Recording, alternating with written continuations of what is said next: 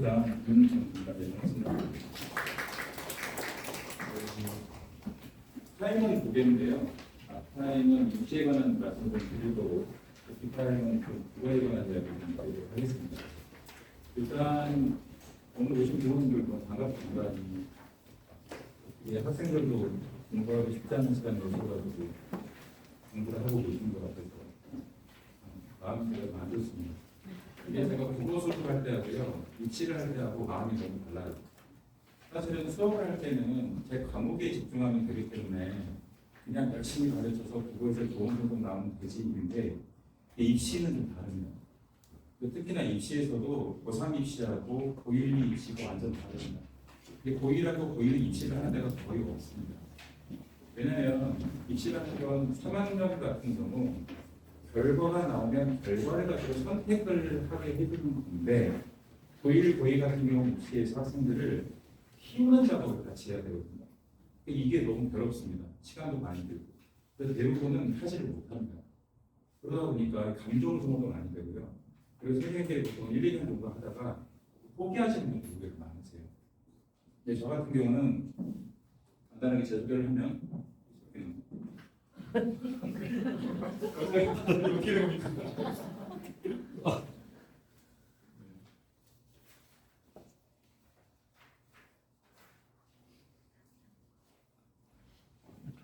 파일 자체가 PDF 파일인데, 사실은 제가 이 파일을 프린트를 안 드리고 일부러 그렇게 그렸거든요. 간단하게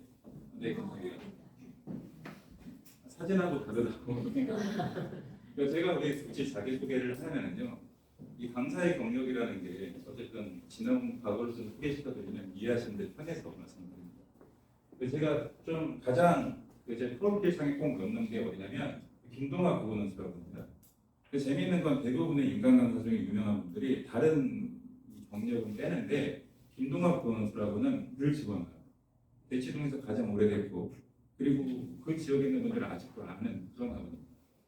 그리고 두 번째가 어디냐면 요 김천고등학교 꼭 집어넣거든요. 김천고등학교 집어넣고, 세 번째가 요 과천외고하고, 사실은 요거 두 개는 같은 거라고 볼 수 있는데 노량진 메가스터디 꼭 집어넣습니다. 이유가 뭐냐면 제가 한학원에 있어서 이걸 말하고 싶은 게 아니고요. 첫 번째는 김동학 국어논술학원이 대치동에서 가장 유명한 국어 전문학원입니다. 가장 먼저 생겼고, 그 지역의 프로그램을 가장 먼저 선도적으로 알린 위치. 그러니까 거기서 만든 프로그램이 그 지역 내에 퍼져서 수많은 국어가 생겼습니다.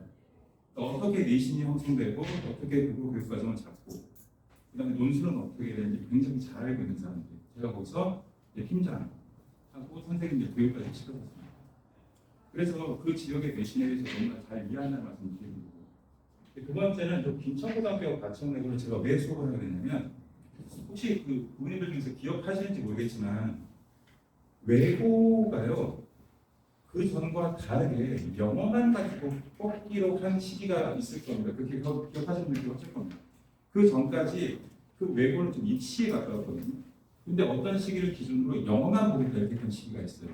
왜냐하면 저 과천외고가 이과를 많이 보낸다, 의대를 많이 보낸다고 해서 좋은 학교였어요. 강남 쪽에서. 외고인데. 근데 그게 깨져버린 겁니다. 그래서 영어로 애들 뽑았더니 문제가 생겼어요. 고2 때. 수학하고 국어가 점수가 안 나오는 겁니다. 그래서 외고임에도 불구하고 국어 특강 강사를 찾았고, 제가 들어가서 어쨌든 수업에서 좋은 결과가 나왔습니다. 그 김천고등학교는 왜 그러냐면, 김천고등학교가 원래 그 지역의 자부심입니다. 엄청 큰 학교인데, 지금은 전국단위 자사고로 명망이 높지만, 비평준화 지역이었다가 평준화 지역으로 바뀌면서 주변에 있는 다른 학교들보다 진학률이 떨어지는 좀 약간 치욕을 겪어요. 그러다가 다시 한번 이 자사고가 지정이 되면서 이제 전국으로 비상할 기회를 노리고 있는데, 첫 해 그 지역에서 모집했던 애들이 6월 모의사를 봤거든요. 수학은 만점자가 20명까지 나왔습니다. 근데 국어하고 영어 성적이 안 나와요. 입시가 안 됩니다. 그래서 그때 저 대치했을 때 연락이 와서 저희 쪽에서 서울대 진학반이라고 선진반이라고 만들어서 문과 이과 따로 수업을 하고 역시 좀 결과를 냈던 기억이 있습니다. 제가 이 말씀을 드리자면, 입시가 바뀌고 변화하는 분기점에서 늘 저는 제 역할을 했다. 그리고 많은 분들이 저를 찾았다. 그리고 어머님도 저를 보고 계시다. 그 말씀을 드리고 싶은 겁니다. 아니, 박수. 근데 그러니까 제가 지금 더 드릴 말씀은 잘 생각해 보시면 고6인데 왜 입시? 이게 아닙니다. 이게 아니에요. 지금 뭐 대놓고 말씀드리면 다들 알고 계시죠? 고교 학점제 안 됩니다. 고교 학점제가 될 리가 없습니다. 어떻게 합니까? 그 학교에서 소화가 안 되는데 지방에 있는 학교는 어떻게 할 겁니까? 그러니까 이런 데서 우리는 우리를 어떻게 해야 됩니까? 지금 도대체 입시가 뭐고 어떻게 돌아가는지 지금 이 고등학교 2학년에 올라오시는 이 부모님들의 마음이라는 건 이건 뭐 답이 없는 이제 깜깜한 길을 걸어가는 기분이실 거예요. 그래서 약간의 가이드가 되고 싶어서 오늘 자리 마련했고요. 일단 첫 번째는 생기부를 좀 잘 아시는 분도 계시지만 잘 모르시는 분들도 계실 거예요. 도대체 생기부가 뭘까? 그러니까 가장 베이직하고 기본적인 건데 본인들이 잘 모르시는 경우가 있어요. 간단하게 소개를 해드리면 읽으시면 됩니다. 학생들의 생활에 관련된 내용들이 기록되어 있는 일종의 로그 기록 같은 거. 그러니까 병원에 가면 우리가 아픈 애들 쭉 이렇게 진료받으면 그 기록들이 있잖아요. 그걸 꼼꼼하게 적는 그런 기록서라고 생각하시면 됩니다. 근데 여기에 어마어마한 형태의 제약들이 있습니다. 예를 들어서 항목으로 보면 1번부터 8번까지 있는데요. 당연히 이런 거 성별, 주소, 전화기는 기초사항이 있는데 재밌는 건 지금부터입니다. 애가 수상을 했어요. 그러면 생계부에 들어가겠죠?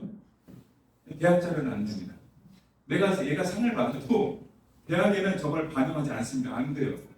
두 번째, 자격증 이거 따잖아요. 괜찮습니다. 생계부에 남아요. 하지만 대학에는 반영하지 않습니다.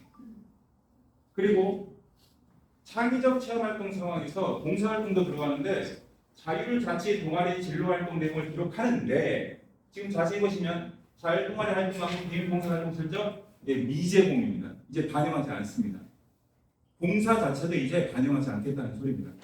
자, 그다음 세부 능력비 특기 사항인데 이게 그래서 사실은 첨예하게 우리들의 단일화가 되고 있는 거죠. 왜냐하면 대학에서 보겠다는 게 얘입니다. 과목별 담당 교과목 교사가 수업 태도, 학업 역량에 대한 기록을 하는데 여기서 중요한 말이 나옵니다. 학업 역량이라는 말이 나옵니다. 학업 역량. 이게 완전히 우리들에게 제일 터치곤란한 물건인 겁니다. 자, 그 다음에 마지막에 독서활동 역시 미제공입니다. 그리고 행동 특성은요. 기본적으로 얘가 착하다, 좋다 이런 기본적인 형태의 의견 표시이기 때문에 쟤는 교수를 줍니다. 그러면 대학은 뭘 본다는 소리인가요? 기초자료. 그러니까 출결이 굉장히 중요합니다. 생각보다 출결을 무시하시는 분들이 계시는데 빠졌을 경우에 기록을 정확하게 남기셔야 돼요. 무단 출결이 절대 안 됩니다. 두 번째는 뭐냐면 요 세특을 어떻게 만드느냐가 굉장히 중요해지겠죠. 그죠? 자, 보세요. 교과 영역에서는 상위 등급 항목이 몇 개냐? 3개년 동안 이것도 되게 중요하죠. 학생들의 성적이 무상향이냐 아니면 그냥 플랫하게 가느냐 이것도 되게 중요합니다. 방향성이 중요합니다. 그러니까 1학년 때 성적이 나쁘다고 좌절할 필요가 전혀 없어요. 올라가면 그래프는 위를 그리게 되고 이 학생이 무언가 계기가 있어서 성적이 향상되고 있다는 걸 보여주는 겁니다. 그러니까 생기부는 기록이라고 그랬잖아요. 그러니까 대학에서 원하는 건 뭐냐면 얘가 발전하는 문제구나. 그럼 우리 대학에 가서도 더 발전하겠네. 같은 겁니다. 그리고 이거는 좀 적네. 이건 그냥 쉽게 생각하시면 됩니다. 제가 이 안에다 넣어놨는데 생기부에 쓸 수 없는 말들이 되게 많습니다. 쓰면 안 돼요. 이런 말. 그 다음에 두 번째는 뭐냐면 생기부에서 이런 거, 고성명제 이런 것들도 아예 못 쓰게 합니다. 그러니까 뭐냐면 무언가 학생의 위치가 특정될 수 있는 단어는 전혀 못 쓰는 이게 다 제약이에요. 제약. 쓰면 안 돼요. 그리고 앞에 보면은 대체어를 좀 말씀드린 거거든요. 이거 앞에 보시면 얘는 대체할 수 있는 말이고 이게 좀 그림이 이건 모르셔도 상관은 없습니다. 생기부에 쓰면 안 되는 말. 생급에 들어갔을 때 대체할 수 있다는 거 아이폰 쓰면 안 되고 스마트폰 써야 되고 이런 것들입니다. 근데 이거 사실 부모님들이 크게 아실 필요는 없고요. 학교 선생님들 유의사항인데 가끔가다 생기부 보실 때 이런 거 써도 되나라는 단어가 있으면 확인하시는 게 좋긴 합니다. 자, 그 다음에요.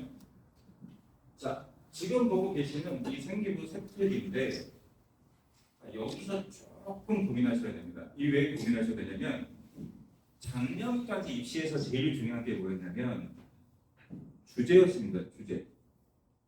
주제였습니다. 다시 말하면 이 학생의 생기부를 어떠한 주제로 채울 것인가.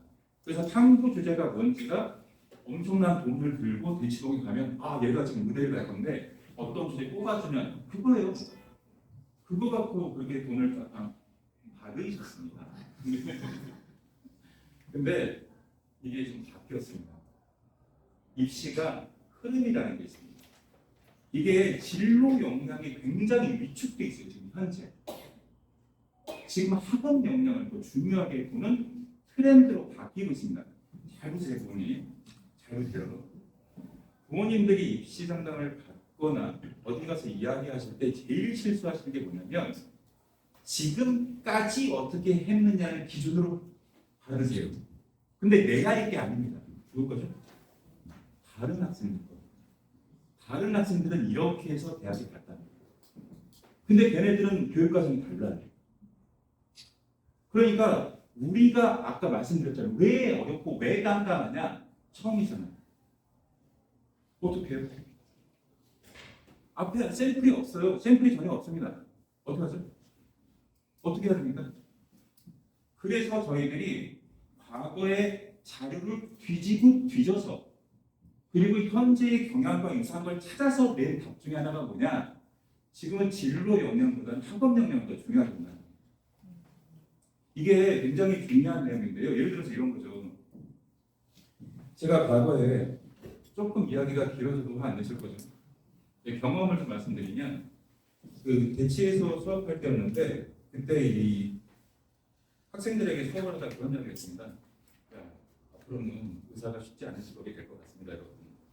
수업을 열심히 했다. 근데 저 구석에 있던 학생이 굉장히 감동을 받았나 봐요. 저녁에 집에 들어가가지고 엄마한테 자기는 뭐 화학자가 될 거라고 그렇게 말했답니다. 내 꿈이 의대였거든요. 반포고등학교 다녔습니다. 다음 날 오는 날 찾아오셨습니다. 선생님, 우리 애가 선생님의 영향을 많이 받는 것 같은데 좀 설득을 다시 해주시면 안 될까요? 그래서 이야기를 좀 들어보니까 저녁에 아버님하고 식사하고 가족들 식사하는 시간에 그 이야기를 했다는 겁니다. 앞으로 우리 선생님 의사는 안 될 거네. 이렇게 말했답니다. 그렇게 아버님이 의사예요. 거기 그 성모병원 뭐 과장이었습니다. 대삼촌도 의사고. 근데 걔는 의사로 집안이 되어 있고 어렸을 때부터 의사가 되어야 된다는 계열에 대한 어떤 확고한 지향이 있거든요. 잘 생각해보세요, 부모님. 우리 자녀는 어떤 쪽의 진로를 잡겠다는 생각이 있으신가요? 이게요, 요새 댓글에 보면 그런 이야기가 나와요. 아니, 지금 고등학교 1학년 애들한테 2학년 때 고교학점제를 한다는 건 부모님들이 대학에 들어가서 내가 전공을 잡고 그 계열로 이걸 선택하는 거잖아요. 애들한테 뭘 하라는 겁니다. 그랬더니 댓글에 뭐라고 되냐면 내가 나이가 40인데 아직도 진로를 못 잡고 있는데 고등학교 2학년 애한테 진로를 잡아야 게 말이 되냐. 그러니까 진로를 빼고 뭘 잡냐면 계열 적합성을 잡는 겁니다. 크게 나누는 거예요. 크게 좀 범위 넓게. 그런데 그 넓은 범위에서도 뭘 중요하게 보냐. 아까 박 선생님이 설명 많이 해주셨는데 그 절대평가 과목은요. 성취도하고 등급을 보잖아요. 서울대 같은 경우는 잘 되는 걸 보겠다는 겁니다. 이게 무슨 말이냐면 예를 들어서 학생이 기피하는 과목이 있을 수 있잖아요. 예를 들어서 물리 같은 건 잘하는 애들이 많으니까 안 들어갈 수 있지 않습니까? 근데 그거 들어갔을 때 성취도만 나오면 얘가 등급으로는 3이고 성취도가 A면 A로 인정, 1로 인정해주겠다는 말까지 나오고 있습니다. 그러니까 생기부의 전체 방향이 학업 역량 쪽으로 가고 있다는 거예요. 두려워하지 않고 자기가 원하는 계열을 했을 때 그쪽에 대한 이걸 인정해주겠다는 거예요. 그래서 지금 보시면 이게 아이러니하게 이 서울대학교 합격생의 생기부인데요. 이게 요새 게 아닙니다. 요새 게 아닙니다. 지금처럼 계열, 그 진로 적합성을 따진 형태의 생기부가 아니에요. 오히려 과거에 옛날 7차 근처에 요 미분과 적분이라는 학습을 통해서 이 학생이 여기서 끝난 게 아니라 요걸 하고 방정식에 대한 글을 스스로 찾아보고 그 다음에 미분 방정식을 현상을 써갈 수 있다는 사실을 배우고 스스로 학습한 거죠. 자신의 생각을 보고서 낸 겁니다. 그래서 거기서 그친 게 아니라 이 방정식으로 전량식을 통해서 다양한 분야의 어때요? 하나를 가지고 계속 물고 들어가죠. 그러니까 우리가 말하는 학업역량이라는 게 그겁니다. 진로를 생각하는 것도 중요하지만 일상에서 만나는 하나의 현상이나 내가 접할 수 있는 사실을 어디까지 끌고 들어가고 어디까지 연결할 수 있느냐. 그러니까 세특을 쓸 때 나열식이 아니라 똘똘한 하나를 잘 잡아서 얘가 어디까지 가는지를 꾸준히, 그리고 더 좋은 건 1학년과 2학년과 3학년을 연결할 수 있는 구조, 그런 게 중요하다는 겁니다. 이게 어려울까요? 쉬울까요? 어렵죠. 아까 말씀드렸잖아요. 애들은 아직 진로를 모른다고. 그러니까 어느 정도 머릿속에 진로를 보지 않겠다 하더라도 머릿속에 그림이 나와 있어야 돼요. 제가 개치동에서 고1 학생들하고 이제 중3 학생들 대상으로 롱터 프로젝트 걔네들 그거 하거든요. 참 웃겼어요. 옛날에 스카이캐슬 나왔을 때 엄청 웃겼습니다. 그러니까 그 비슷한 걸 하는 선생님들을 알고 있고 저도 개입을 했었는데 그렇게 안 하거든요. 그러니까 보통 또 모대비 심리라고 물어보는 게 지역마다 좀 차이가 있습니다. 이게 이제 흔히 말하는 학군지와 비학군지의 차이인데, 과거나 자사고는요, 걔네들이 고등학교 올라갈 때 한번 써보잖아요. 생계부를 써보잖아요. 어쨌든 내기도 해야 되고. 그럼 걔네들은 그때 한번 진로를 고민합니다. 방향이 잡히죠. 근데 지금 이쪽 지역에 있는 애들은 과연 몇 명이나 진로가 잡혔을까요? 진로가 잡혔다면 거기 갈 수 있을까요? 그러니까 애매한 상태에서 애매한 성적과 생계가 나게 되는 겁니다. 그러니까 진로를 무시할 수도 없어요. 그러니까 아이들이 단순하게 학업 역량만 키워서도 안 되고 방향을 잡는 학업 역량을 키워야 돼요. 자, 그럼 이제 여기서 이제 결론이 나왔어요. 자, 다 좋다. 그래, 네 말을 다 알아듣겠다. 근데 네가 말하는 건 학종 아니네? 네가 말하는 건 학종 아니야? 우리는 내신으로 갈 거야. 내신만 잘하면 돼. 자, 이제 말하기 편하죠. 제가 되게 말하기 편합니다. 1년 지났죠. 점수 나오시나요? 자, 5등급. 네, 만만하신가요? 그럴 리가 없죠. 이게 2027학년도 서울대학교 애들 모집 현황을 그냥 간단하게 숫자만 써놓은 겁니다. 지금 보시면 이 지역 균형 전형이 514명이죠. 그러니까 서울대 입학 정원이 한 3,500명 된다고 보시면 돼요. 여기서 수시하고 정시하고 다르게 되는데 여기서 보시는 게 수시, 여기서 보는 게 정시입니다. 그러면 여기서 보는 수시가 결국 우리 학생들이 누리는 거 아닙니까? 아닌가요? 아, 우리 서울대를 간다고 가정한다면 서울대를 간다고 가정한다면 일단 수시를 노리겠죠. 수시를 노리는 거 아닙니까? 그러면 수시를 노리면 이 중에서 가장 먼저 노리는 건 뭐겠어요? 이거 아닙니까? 네, 후배형 추천. 몇 명이죠? 우리나라의 고등학교가 몇 개일 것 같습니까? 우리나라의 고등학교가 몇 개일까요? 우리나라의 고등학교가 지금 보시면 2,800개 되는데요. 지금 보시면 일반계 고등학교가 1,600개 됩니다. 자, 1등은 몇 명이죠? 거기다가 알고 계시죠? 선심 쓰듯이 정식 나오겠습니다. 서울대 추천을 3장까지 주겠대요. 그럼 경쟁률이 올라가겠죠. 이건 장난인, 말장난인 겁니다. 그럼 두 번째, 다시 올라가 볼까요? 자, 쉽지 않을 것 같아. 좋아. 그러면 일반 전형을 돌려.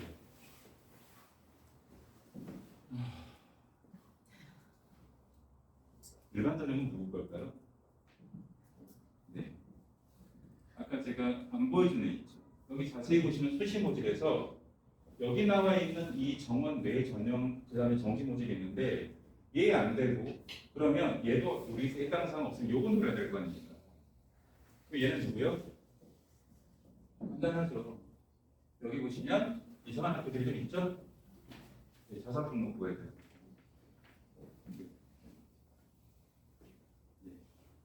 그럼 우리 애가 자사 등록부 애들하고 생기부로 싸웠을 때 이겨낼 수 있을까요? 그럼 우리 애는 서울대를 못 가나요? 말도 안 되는 게임 아닙니까? 자, 그럼 다시 한번 앞으로 가볼까요? 지금 현재 그럼 얘를 노려야 될까요? 수능? 정시를 노리죠? 아, 왜 웃으세요? 정시 노릴 수 있나요? 왜 안 되죠? 근데 부모님들 재수생의 파괴력에 대해서 정확히 알고 계십니까? 약간 좀 느낌이죠, 느낌. 아, 재수생들이 들어와서 어려울 것 같아. 이번에 국어 1등급 컷이 89점이었습니다. 그 화자 기준으로요. 근데 9월 모의평가가 6월 모의평가 봤을 때 응시생이 몇 명인지 아십니까? 42만 명. 수능 몇 명이 받는지 아십니까? 50만이 넘습니다. 근데 알고 계시죠? 6월하고 9월은 재수생이 들어갑니다. 그럼 수능에 포함된 그 인원들은 반수생입니다. 8만 명의 반수생이 등급컷을 자꾸 올리는 겁니다. 만약에 6월 봤던 애들이 보면 그 시험에 1등급 커트라인이 89일 리가 없습니다. 85까지는 떨어집니다. 말도 안 되는 시험이 아니고요. 해외 지문, 과거에 나왔던 가장 어렵던 수능 지능보다 더 어려웠습니다. 그러니까 이게 왜곡된 현상인 거죠. 왜곡된 현상인 겁니다. 애들이 들어와서 등급을 찍어 눌렀는데 우리 학생들은 어떻게 생각해요? 아, 실수했나 보다. 내가 6월 9월하고 점수 잘 나왔는데 수능대 실수했나 보다. 그러니까 겉으로 보이는 것보다 수능은 더 처참합니다. 자, 그럼 어떻게 해요? 어떻게 하죠? 지금 보시면 전형별 요소 반영 비율 중에 약간 긍정적인 요소는 있습니다. 그게 뭐냐면 정시에서도 효과를 보겠다는 거예요. 정시에서도 효과를 보겠다는 거예요. 예전에 정시는 무조건 지수를 보였거든요. 이제는 좀 붙어볼 만합니다. 그러니까 뭐냐면 반영 비율이라는 게 있잖아요. 여기 자세히 보시면 수시 모집에서는 뭐 어쩔 수 없다 하더라도 일단 기억하세요. 면접 들어가는 건 사실은 일반계고 학생들 면접 준비가 쉽지가 않습니다. 일단 대놓고 말씀드리면 이 지역에 할 수 있는 데가 없어요. 면접 준비는 학교에서 해서 되지 않습니다. 그러니까 저기에서 경쟁력이 없고요. 그 다음에 정시면접에서 보면 여기에 오히려 기회입니다. 교과 영상 평가를 40이나 오겠다는 거예요. 선생님, 지금 재수생들도 내신 성적이 좋지 않나요? 재수생은요, 3학년 2학기 내신을 반영합니다. 그러니까 애들이 3학년 2학기를 안 하거든요. 엄마 재수할 거야 하고 2학기 공부하는 거 별로 없어요. 수능이 다가오기 때문에. 그러니까 애매한 성적의 학생들, 추상권 학생들은 그러면 수능에서 약간의 기회가 오지 않을까? 라는 건 제 생각입니다. 그러니까 막판까지 포기하면 안 되는 이유 중에 하나가 뭐냐면 이 상위권 학생들은요 정말 어려운 길에 들어온 게 수능하고 정시 다 잡고 가야 됩니다. 다 잡고 가야 됩니다. 원서 기본적으로 수시 6장 정시 3장이잖아요. 그 다음에 뭐 특목고라도 저희 과기형 같은 데를 포함하면 많죠. 최대한 많이 쓴다 생각해야 돼요. 자기가 계열만 잡히면. 지금 보시면 아까 말씀드렸던 이 내신의 그 현실입니다. 1등급 받기 쉬울 거라고 생각했잖아요. 근데 이게 지금 경기 진역하고 그 서울 쪽 자료인데요. 보시면 일단 끝났잖아요. 근데 학생들이 전체적으로 포기할 수 없는 과목이 늘어났어요. 그래서 실제로 보니까 올 1등급의 학생 비율이 이렇게 현저하게 막 떨어지고 있습니다. 생각보다. 그럼 생각해 보세요. 지금 1학년 지났잖아요. 2학년이 지나면 더 떨어질 겁니다. 그러니까 1등급을 받는 게 쉽지 않아요. 그럼 왜 그럴까요? 왜 사실은 1등급이라고 하는데 10%까지니까 할만할 것 같잖아요. 이게 바로 함정이라는 겁니다. 깊이 들어가는 게 아니라 넓게 들어가 버리면 학생이 소화를 못해요. 이 스케줄을. 부모님들 생각에 국영수만 생각했지 사탕수탕 생각하셨습니까? 아닐걸요. 그리고 일단 스케줄이 안 날걸요. 애들이. 원집을 다 합니까? 수행평가? 그거 다 못해요. 애들이. 그러니까 대충 써다닙니다. 근데 바뀐 교육과정에 가면 수행평가도 내신입니다. 국어 같은 경우는 반영 비율이 3배나 높다. 거기서 2점 깎여버리면 그냥 아슬아슬하게 빠져버립니다. 점수가. 그러니까 지금 여기서 말하고 있는 건 아이러니하게 올라운더를 요구하는 겁니다. 다 잘할 수 있어야 된다는 거예요. 근데 그 올라운더는 개인의 역량으로 소화하기 어렵습니다. 어려워요. 왜냐하면 그냥 해서 되는 게 아니라 좋은 점수를 받아야 되거든요. 그래서 지금 보니까 결과적으로 내신 1등급을 받은 학생이 2%밖에 안 됩니다. 놀랍지 않습니까? 4%가 1등급인데 살아남은 애가 저거밖에 안 된다는 거예요. 살아남은 애. 그러니까 아까 말씀드렸던 교과라는 게 왜 아직까지는 유효하냐면 나중에 수능에 정시에서도 유리할 뿐더러 지금 남아있는 상황에서도 받기 쉽지 않으니까 포기하시면 안 된다는 거예요. 그러니까 버리는 과목이 없다는 게 이번 교육과정의 함정입니다. 버릴 수가 없어요. 그러면 이제 네가 말한 것처럼 수시 정시를 다 챙겨야 되는데 모든 학생이 그럴 수는 없다냐. 자 보세요. 이거는 많이들 보신 자료일 겁니다. 이게 이제 진학서라고 다양한 곳에서 내놓는 자료인데요. 고등학교 1학년 1학기 때의 성적이 1등급이에요. 그럼 얘가 부등급제 기준입니다.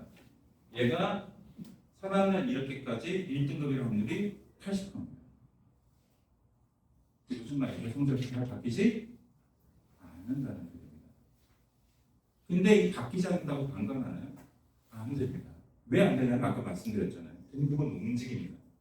그러니까 저게 바뀌지 않는 가장 중요한 이유는 뭐 때문이냐면 상위권 애들은 아래를 갖고 있고 밑에 있는 애들이 걔네들을 제끼고 올라가야 되는 게 쉽지 않았거든요. 근데 다행히 그 풀은 넓어졌잖아요.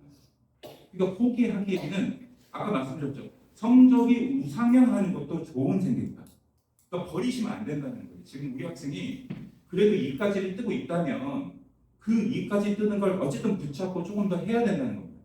대놓고 말씀드릴까요? 지금 우리 학생들 공부량이 너무 적습니다. 학습량이 너무 적어요.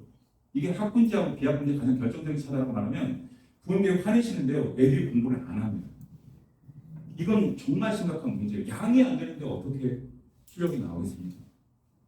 그래서 이게 지금 뭐냐면 아까 과학선생님 말씀하셨는데 잘 보세요. 서울대학교 이번에 서울대학교하고 경희대가 두 개를 제가 지금 보여드릴 텐데 서울대학교에서 나온 자료고 또 하나는 경희대학교에서 나온 자료인데 이게 권장 과목에서 일반 선택 과목들입니다. 다시 말하면 이 학과들은 물리학을 선택해야 되고요. 진로 선택 과목에서 여기 나와 있는 과목 중에서 3개 이상을 선택해야 된다는 겁니다. 개인이 할 수 있나요? 애들이 했을 때 점수가 나오겠습니까?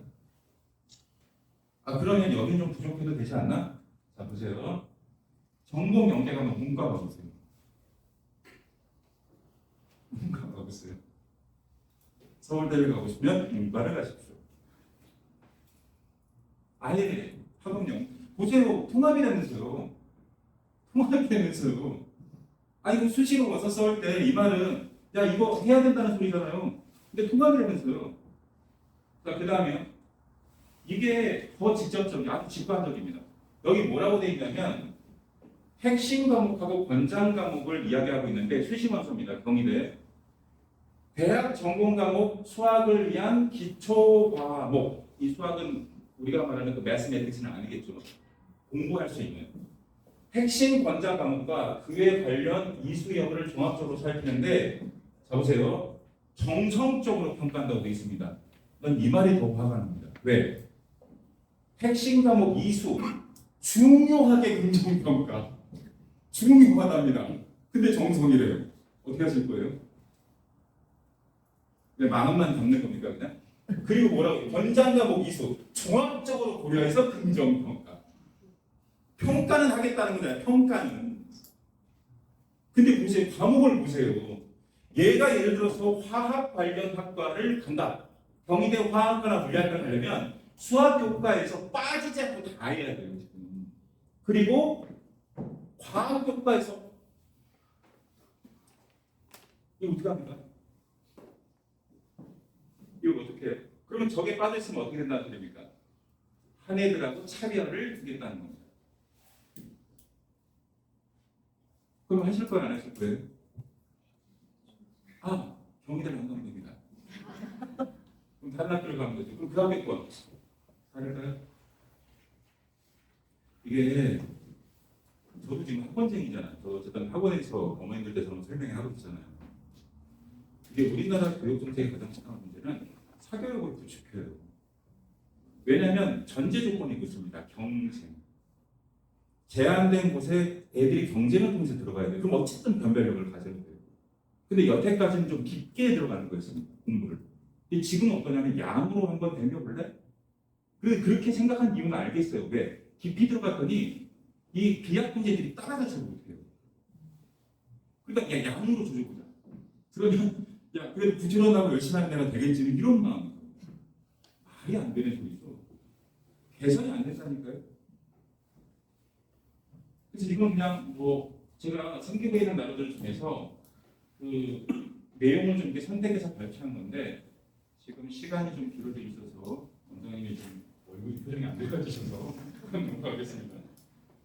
이거 고등학교 학점 이제 대강 기준표인데요. 일반계 고등학교 기준입니다. 보면 학생의 적성과 진로를 고려하여 편성했다고 되어 있죠. 이게 고유학점제의 그 일반적인 모습인 거예요. 근데 뒤에 보면 잘 생각해 보세요.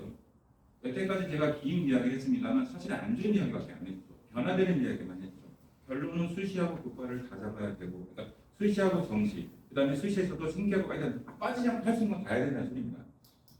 우리 애가 상위권이라면 지금 한쪽으로 치우치는 걸 할 수 없다는 소리예요. 근데 여기서 전제 조건이 있습니다. 진로보다 중요한 건 뭐냐면 우리 애가 어떤 학교나 어떤 학과를 갈 건지 지금 시점에서 어느 정도는 감을 잡으셔야 돼요. 지금 시점에서. 현우진 강사 아시죠? 현우진 강사가 대놓고 그 이야기를 하더라고요. 너희들이 지금 정시로 무대를 간다는 건 어떤 의미냐? 니네들이 정시로 무대를 가려면 고등학교를 졸업하고 니네들이 재수한 애들, 성수한 애들만큼 2년 정도 더 공부해서 이 정도 등급이 나오면 갈 수 있어. 그러니까 아예 대놓고 지금 최상위권 대학들은 4학년, 5학년을 요구하고 있는 상황입니다. 이게 무슨 얘기냐면 우리 애가 원하는 학교하고 원하는 학과를 알면 일단 지금 현재부터 파악해야 돼요. 우리 애가 지금 몇 등급이 나오고 어디가 가능한지 정도 감을 잡으셔야 됩니다. 그래서 그걸 바닥으로 잡으셔야 돼요. 왜냐하면 성적이 급격하게 올라간다고 생각하는 건 부모님들의 마음이고 현실은 경쟁이기 때문에 얘네들 뚫고 올라가서 어렵잖아요. 그러니까 일단은 바닥을 가져야 돼요. 그 다음에 바닥에서 한 단계씩 올라가는 겁니다. 내가 지금 우리의 실력이 뭐 좋은 대학이지만 가차대밖에 안 된다. 그럼 인정해야 된다는 겁니다. 그럼 가천대에서 그 다음 단계로 올라가면서 뭘 해야 되지? 그 다음 단계로 올라가면 어떻게 해야 되지? 이걸로 안 되면 정시를 가야 되나? 그러니까 부모님들이 지금 정도에 1년 뒤가 아니라 고2 이때가 아니라 고2 끝난 거 아니라 지금 시점에서 우리 애가 어느 정도 가능한지를 좀 고민을 하셔야 돼요. 그리고 냉정한 현실 인식 위에서 조금씩 올라가는 거. 급격하게 못 올려서 제가 입상담하면 늘 하는 말이 있습니다. 목표를 말하라고 하지 않습니까? 목표. 반대로 말합니다. 부모님과 한번 곰곰이 생각해 보세요. 우리 애가 대학을 들어갔어요. 학교 가면 좋으시겠죠. 근데 아무 데나 보내실 겁니까? 우리 애가 저 지방에 있는 대학 들어가도 등록금 내주시고 열심히 하라고 하실 겁니까? 학생이나 부모님이 공감할 수 있는 심리적 저항성이 있어야 돼요. 그래 이 정도 되면 그래 인정 고생했다. 그냥 이 정도 되면 등록금 내고 다녀라. 그게 아니라면 재수하죠. 이 저항성이 생겨야 돼요. 그렇지 않으면 휘둘리십니다. 학교에 휘둘리고 학원에 휘둘리고 애한테 휘둘리고 이상한 그러니까 어쨌든 그렇습니다. 제가 이제 상담을 하다 보니 욱할 때가 많아서 부모님들이 좀 냉정이셔야 돼요. 현실인식을 좀 하셔야 됩니다. 그리고 여기까지가 일단 기본적인 그 입시에 관련된 내용인데 그 원장님 말씀하신 것처럼 토요일 저녁쯤에 제가 여기 있거든요. 그러니까 그냥 오시면 안 되고요. 미리 좀 이렇게 약속을 잡고 학원책에 이야기해서 계획을 잡으시면 제가 좀 간단한 상담 정도는. 근데 오실 때도 마찬가지로 그냥 오시면 일반적인 상담밖에 안 됩니다. 1학년 정도 됐으면 기본적으로 생기고 그리고 모의고사 성적 정도는 한번 뽑아보시고 그것도 경험이거든요. 부모님들 중에서 나이스에서 생기부 뽑는 거 못하시는 분도 계세요. 유튜브에 좀 많이 나와 있으니까 한번 뽑아보시고 야 우리가 이렇게 공부했구나 한번 목격하시고 그리고 그거 가지고 상담하시면 더 좋을 것 같습니다. 원장님 바로 이어서 하면 되나요? 예. 이게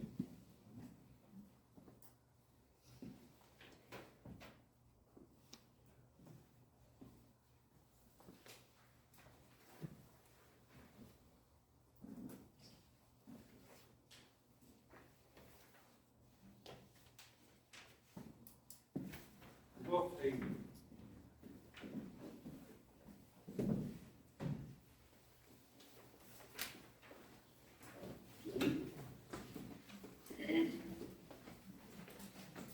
네.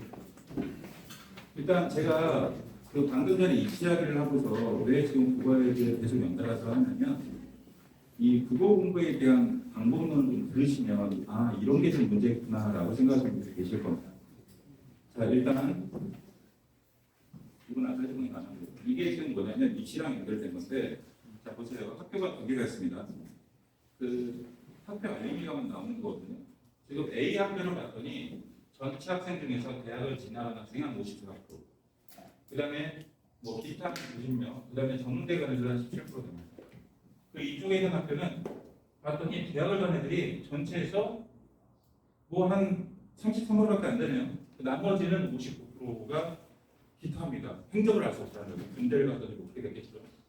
둘 중에 어떤 학교가 좀 인기가 좋을 것 같으세요? 잘 감이 안 오시죠? 지금 숫자를 봐볼까요? 지금 A 학교 같은 경우는 그대로 대학교. 그 다음에 자세히 보시면 취업자는 없어요. 그죠? 숫자를 보니까 A 학교하고 B 학교가 A 학교가 좀 더 많은 애들을 대학에 보냈고 B 학교는 생각보다 많이 못 보냈죠. 여기 하나 더 보시면 A 학교는요 학업 분담을 걔들이 되게 중요하게 보거든요. 학업 분담을 한 학생이 1학년 때 9명, 5명, 1명 정도 되는데요. 얘네들은 B 학교는 1학년 때 학업 분담 15명입니다. 좀 많이 보실까요? A 학교는 일반 고등학교고요. B 학교가 단대 국고 자료입니다. 단대 국고. 지금 단대 국고는 금년까지인가 1학년 그 자퇴생이 더 증가하고 있어요. 그러니까 아까 말씀드렸던 저 숫자, 얘네들이 말하는 이 140, 그러니까 진학자 이 140명 이 숫자는 이 상위권 대학들 기준인 겁니다. 걔네들은 거기 안 간다는 겁니다. 보통 서울대 한 2, 30명 넣죠. 의대 메디컬 하면 2, 30명 넣죠. 그리고 걔네들은 중경의 기준으로 잘 안 갑니다. 그래서 제가 작년에 배치해서 수업을 하는데 통신국제국 애를 가르쳤거든요. 이상한 일이 있었습니다. 2학년 학생이 그러니까 1학년에서 2학년은 안 올라가고 유급을 한 겁니다. 예, 내신 때문에. 내신 세탁한다고. 반등 애도 있고 그런 식으로 유급하는 경우도 있습니다. 그러니까 저 동네가 정상은 아니에요. 아까 말씀드린 것처럼 그 이번에 교육과정에서 내신을 중요하게 여기고 수능에도 반영하게 하겠다고 하는 건 중간에 관련해서 꿈도 말씀을 하고 싶은 겁니다. 자, 그런데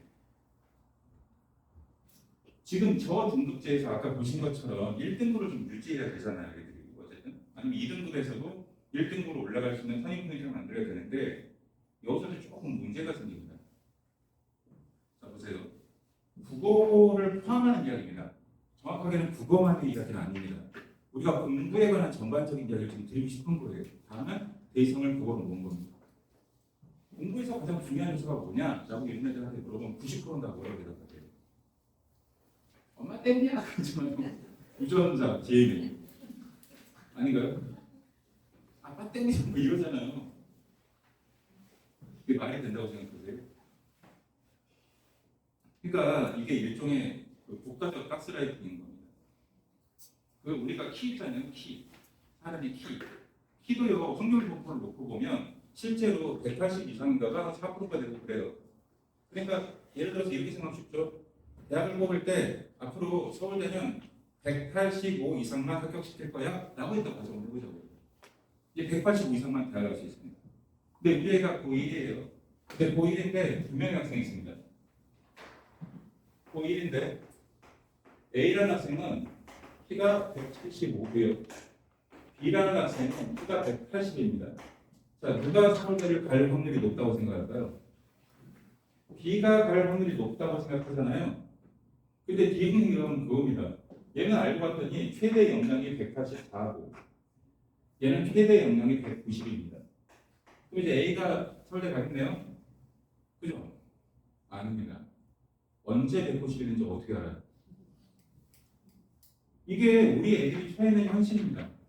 지금 우리가 대학을 가고 의대를 가면 대단한 천재인명 추켜세우지만 의대 입학 정원이 3,000명이 넘어요.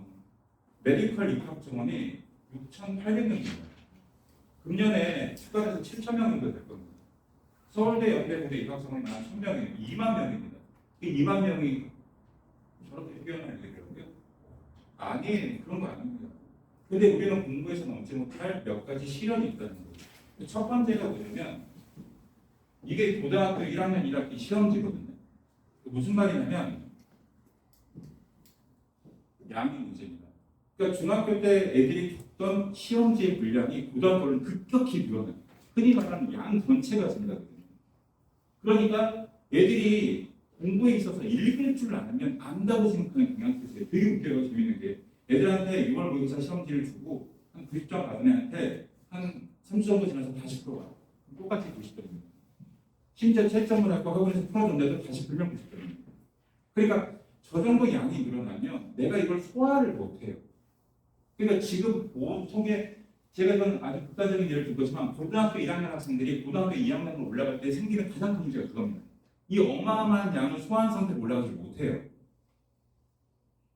근데 그 개인이 아까 말씀드린 것처럼 충분히 할 수 있는 건가요? 그러니까 안 된다니까요. 개인이 안 돼요. 특히 수학은 더군다나 안 됩니다. 근데 국어는 안 됩니다. 그리고 두 번째는 뭐냐면 자 보세요. 이게 모의고사 기준으로 봐도 내신으로 좋은데 요 지문 하나를 읽고 문제를 풀어야 됩니다. 요 지문을 읽고 문제를 풀어야 돼요. 근데 보세요. 국어의 난이도는 시간이 난이도거든요. 그러니까 양과 시간이 결합되는 게 문제입니다.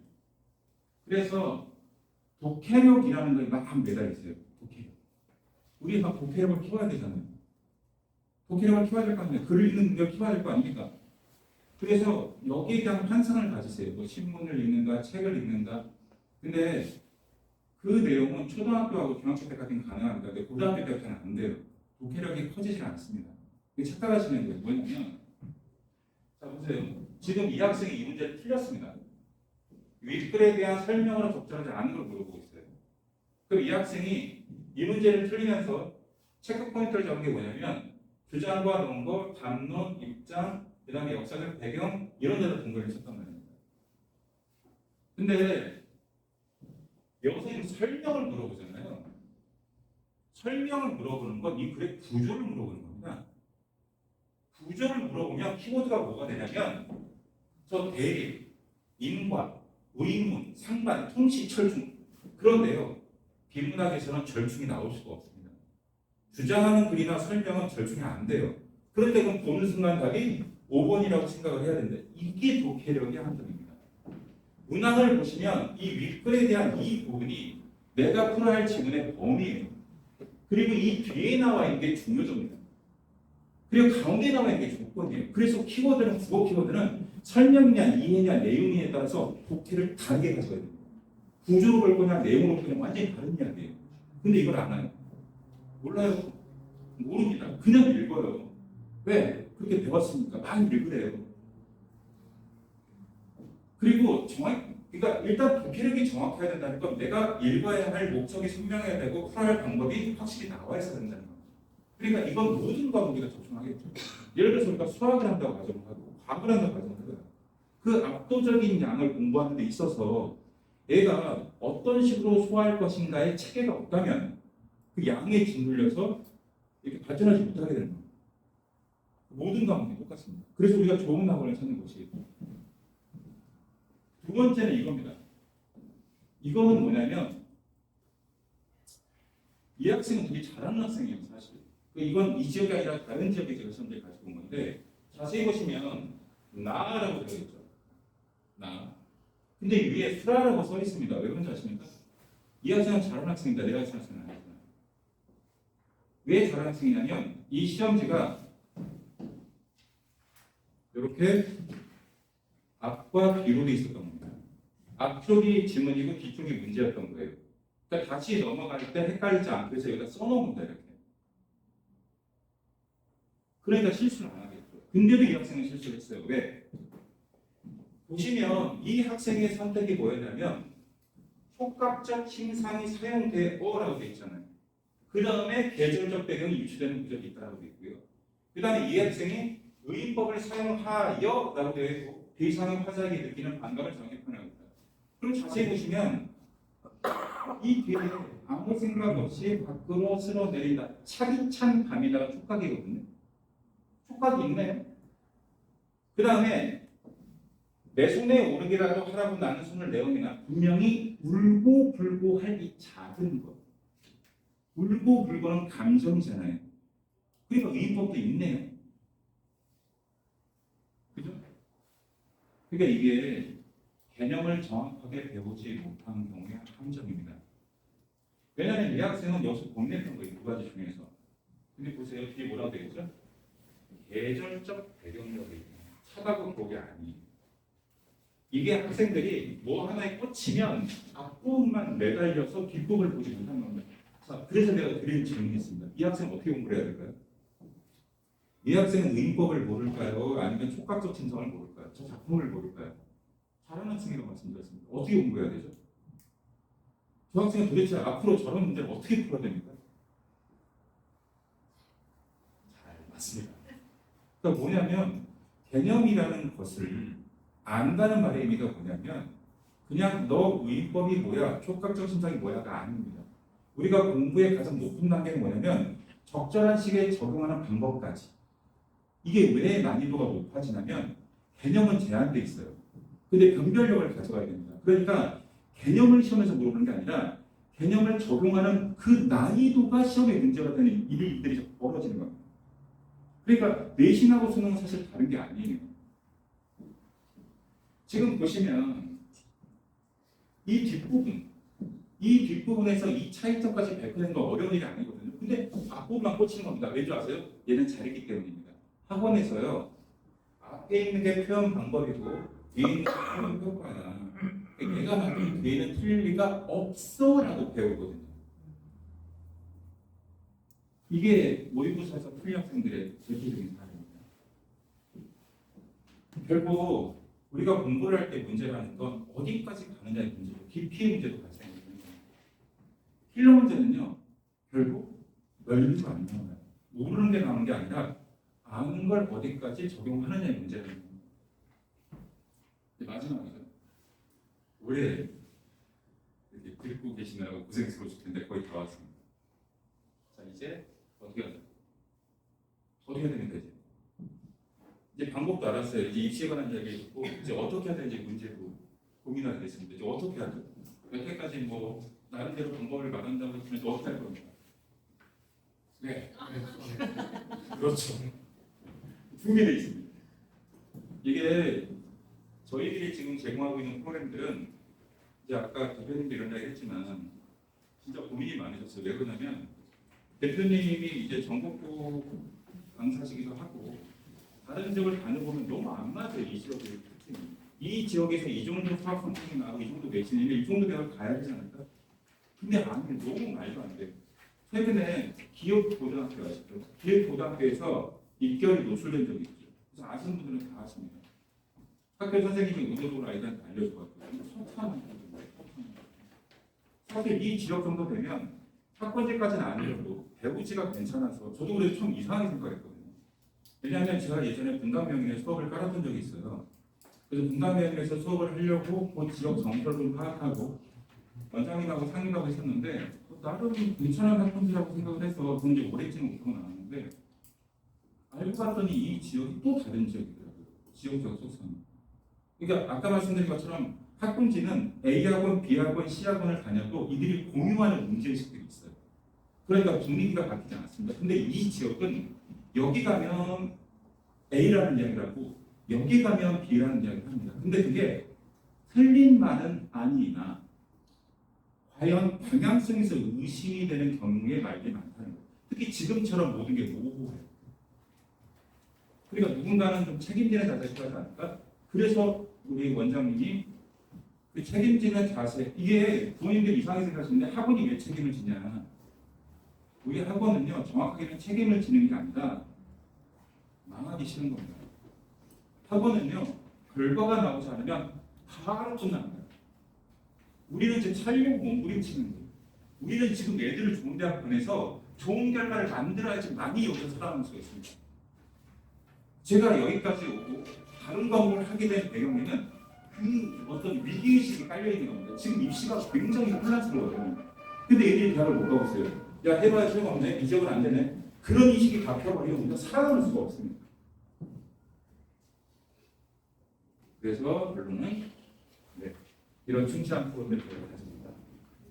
그리고 뭐 보시면 요새 이런 여러 가지 정규 프로그램들과 교재와 뭐 이런 복수 프로그램까지 다 있어요. 근데 이런 것들을 어머니한테 일일이 말씀드린 건 의미가 없는 것 같고 방금 말씀드린 것처럼